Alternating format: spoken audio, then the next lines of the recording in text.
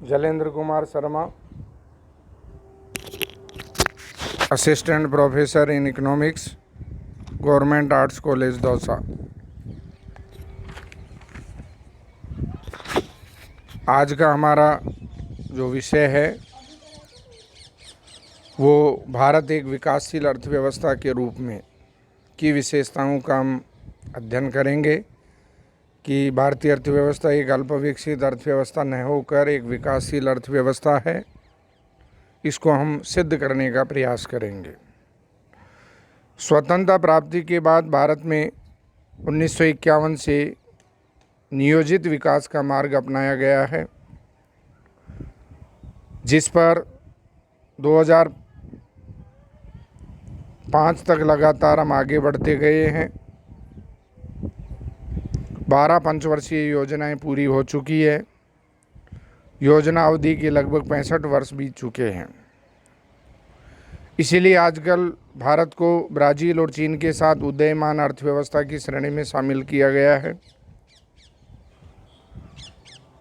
इन देशों के साथ साथ भारत भी वैश्विक अर्थव्यवस्था को नई गति प्रदान करने की स्थिति में आ गया है। भारतीय अर्थव्यवस्था अब एक वस्तुतः एक विकासशील अर्थव्यवस्था है। इसके समर्थन में हम निम्न तर्क प्रस्तुत कर सकते हैं। पहला है भारत में नियोजित मिश्रित अर्थव्यवस्था। जिस प्रकार अमेरिका, जापान आदि देशों की अर्थव्यवस्था को विकसित अर्थव्यवस्था कहा जाता है, उसी प्रकार भारतीय अर्थव्यवस्था को नियोजित, मिश्रित व विकासशील अर्थव्यवस्था के नाम से पुकारा जाता है, क्योंकि यहाँ आर्थिक विकास के लिए पंचवर्षीय योजनाएं बनाई जाती रही है। इसको मिश्रित अर्थव्यवस्था इसलिए कहा जाता है क्योंकि यहाँ सार्वजनिक तथा निजी क्षेत्र दोनों एक साथ मिलकर काम करते हैं। वर्तमान में पीपीपी मॉडल का प्रयोग होने लगा है। जुलाई 91 से देश में आर्थिक सुधारों का एक नया कार्यक्रम अपनाया गया था, जिसके अंतर्गत आर्थिक उदारीकरण का मार्ग अपनाया गया है। भारत सरकार वर्तमान में निजीकरण, बाजारीकरण व अंतर्राष्ट्रीयकरण पर ज़्यादा बल देने लगी है। औद्योगिक क्षेत्र, विदेशी व्यापार क्षेत्र, राजकोषीय क्षेत्र, वित्तीय एवं बैंकिंग क्षेत्र में उदार नीतियां अपनाई जाने लगी है। प्रतिस्पर्धा व कार्यकुशलता बढ़ाने पर बल दिया गया है। इन सभी तथ्यों के आधार पर हम भारतीय अर्थव्यवस्था को विकासशील अर्थव्यवस्था की श्रेणी में रख सकते हैं। दूसरा तर्क है राष्ट्रीय आय में निरंतर वृद्धि। योजना काल में राष्ट्रीय आय में निरंतर वृद्धि होती रही है। प्रथम पंचवर्षीय योजना में 4.6% की वृद्धि दर्ज की गई थी, जो 10वीं पंचवर्षीय योजना में 7.6% व 11वीं पंचवर्षीय योजना में 7.5% वृद्धि दर्ज की गई है। योजना काल में पहले की तुलना में तेज रफ्तार से आर्थिक विकास हुआ है। चीन के बाद भारतीय अर्थव्यवस्था तेज गति से विकास करने वाली दूसरी अर्थव्यवस्था कहलाने लगी है। 2011-12 के जीडीपी के नए सीरीज के अनुमानों के अनुसार ग्रोथ रेट 15-16 में 8%, 16-17 में 8.2% व 17-18 में 7.2% आंकी गई है। इसके बाद में ग्रोथ रेट में थोड़ी गिरावट आई है, लेकिन हम कह सकते हैं कि योजना काल के दौरान भारतीय अर्थव्यवस्था में राष्ट्रीय आय में निरंतर वृद्धि होती रही है, जो इसे एक विकासशील अर्थव्यवस्था के रूप में सिद्ध करती है। तीसरा तर्क है बचत व निवेश में वृद्धि। भारत में सकल घरेलू बचत राष्ट्रीय आय का 1950-51 में 9.5% रही थी, जो 10-11 में बढ़कर 33.7% हो गई। 15-16 में ये थोड़ी घट कर के 31.1% रह गई। 15-16 में ये बढ़कर के पुनः 32.1% रही है। इस प्रकार से हम ये कह सकते हैं कि भारत में सकल घरेलू बचत जो 9.5% थी, वो बढ़कर के लगभग 33% के स्तर पर पहुंच गई है। भारत में अधिकांश विकास घरेलू बचतों का उपयोग करके किया गया है। योजना काल में बचत निवेश की दरों में वृद्धि होना भारत में विकासशील अर्थव्यवस्था को प्रकट करती है। चौथा तर्क है कृषिगत उत्पादन में वृद्धि। कृषिगत उत्पादन में वृद्धि अनियमित धीमी रही है। खाद्यान्नों का उत्पादन जहां 50-51 में 5.1 करोड़ टन था, जो बढ़कर के 2018-19 में 28.3 करोड़ टन तक पहुंच गया है। इसमें थोड़ा उच्चावचन आते रहते हैं मौसम के अनुसार।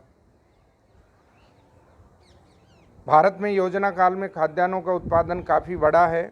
हालांकि सूखे व अकाल के वर्षों में खाद्यान्नों का थोड़ा बहुत आयात करना पड़ा है ताकि इसकी कमी न रहे। योजना काल में कपास का उत्पादन भारत में लगभग 4 गुना, जूट व मेस्टा का 3 गुना व गन्ने का 4.5 गुना तक बढ़ा है। भारतीय अर्थव्यवस्था विकासशील अर्थव्यवस्था है। इसके समर्थन में एक तर्क ये भी दिया जा सकता है कि कृषि का आधुनिकीकरण हुआ है। भारतीय कृषि जीवन निर्वाह के स्तर से हटकर के वर्तमान में व्यावसायिक कृषि की ओर अग्रसर हो रही है। किसान अब बाजार के लिए फसलें उगाने लगे हैं। 1966 में भारत में जो हरित क्रांति की शुरुआत हुई थी, उससे कृषि का काफ़ी आधुनिकीकरण हुआ है। वर्तमान में अधिक उपज देने वाली किस्मों का उपयोग, सिंचाई के साधनों का विस्तार, साग की मात्रा में वृद्धि, यंत्रीकरण, कीटनाशक दवाइयों का उपयोग, रासायनिक उर्वरकों का उपयोग बढ़ता जा रहा है। इन्होंने कृषि की काया पलट कर दी है। 2014-15 में शुद्ध सिंचित क्षेत्र कुल कृषिगत क्षेत्र का 34.5% आंका गया था, जो आज़ादी के समय 4.5% के लगभग ही था।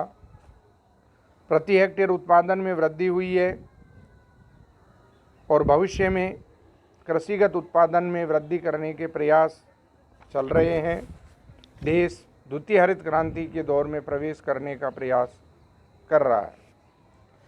अगला तर्क जो भारतीय अर्थव्यवस्था को विकासशील अर्थव्यवस्था की श्रेणी में रखता है, वो है औद्योगिक विकास।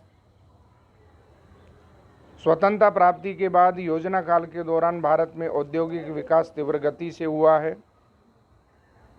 जो आधारभूत उद्योग धंधे थे, चाहे भिलाई का हो, राउरकेला का हो, बड़े बड़े उद्योग धंधों की स्थापना हुई है। 50-51 से अगर 80-81 तक के आंकड़े देखें तो पंजीकृत विनिर्माण क्षेत्र में लगभग 6% की वार्षिक वृद्धि हुई है। 80 के दशक में इसमें विकास की दर बढ़कर लगभग 7.5% हो गई है। बाद में इसमें गिरावट आई और वर्तमान में भी देश औद्योगिक विकास की धीमी गति से गुजर रहा है। लेकिन देश में औद्योगिक उत्पादन में काफ़ी विविधता आई है। भारत में औद्योगिक ढांचे का स्वरूप भी काफ़ी बदल गया है। उपभोक्ता वस्तुओं के स्थान पर वर्तमान में आधारभूत व पूंजीगत वस्तुओं का स्थान बढ़ता जा रहा है। निर्यातों में औद्योगिक माल का हिस्सा बढ़ा है। अगर हम प्रोडक्शन की दृष्टि से देखें तो तैयार इस्पात का उत्पादन जहां 50-51 में 10 लाख टन होता था, वो 17-18 में बढ़कर के 72.3 करोड़ टन हो गया है। इस प्रकार हम कह सकते हैं कि औद्योगिकीकरण की दिशा में निरंतर प्रगति हुई है। सार्वजनिक क्षेत्र में निवेश बढ़ा है तथा निजी क्षेत्र में भी काफ़ी विस्तार हुआ है। अतः हम ये कह सकते हैं कि भारतीय अर्थव्यवस्था एक विकासशील अर्थव्यवस्था है। अगला तर्क ये दिया जा सकता है कि सामाजिक व आर्थिक आधारभूत ढांचे का विस्तार हुआ है।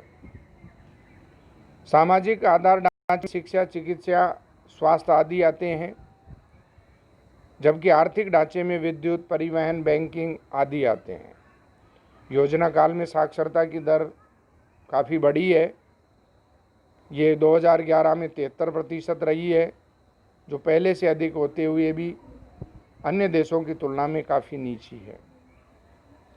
विद्युत की प्रस्थापित क्षमता 50-51 में 23 लाख किलोवाट थी, जो बढ़कर के 17-18 में 3,990 लाख किलोवाट अर्थात लगभग 174 गुना बढ़ गई है।